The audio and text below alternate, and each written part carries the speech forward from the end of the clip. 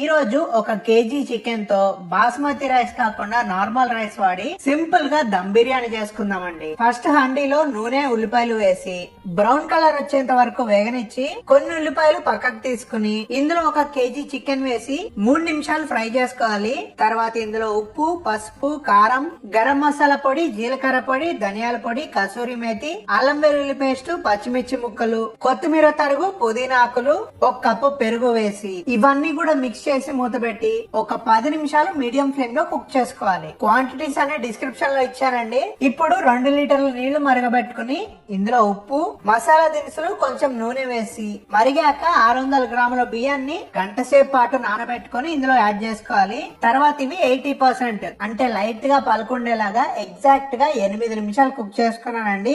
తర్వాత రైస్ తీసేసి చికెన్ మీద ఒక లేయర్ వేసుకుని లైట్ గా నిమ్మరసం యాడ్ చేసి మిగతా రైస్ అంతా పైన వేసేసి ఒక 100 ml వరకు రైస్ ఉడికించిన నీళ్లు, ఫస్ట్ లో పక్కకు తీసుకున్న ఫ్రైడ్ ఆనియన్స్, పుదీనా అలాగే కొత్తిమీర వేసి మూత పెట్టేసి లో ఫ్లేమ్ లో ఒక 25 మినిట్స్ కుక్ చేసుకోండి. తర్వాత 15 మినిట్స్ రెస్ట్ ఇచ్చేసి ఆ తర్వాత ఓపెన్ చేస్తే flavour full chicken dum biryani normal rice తో రెడీ అండి. పార్టీ రెసిపీగా ఎక్సలెంట్ గా ఉంటుంది అండ్ మీరు కూడా ట్రై చేయండి. వీడియో నచ్చితే తప్పకుండా లైక్ చేసి షేర్ చేయండి.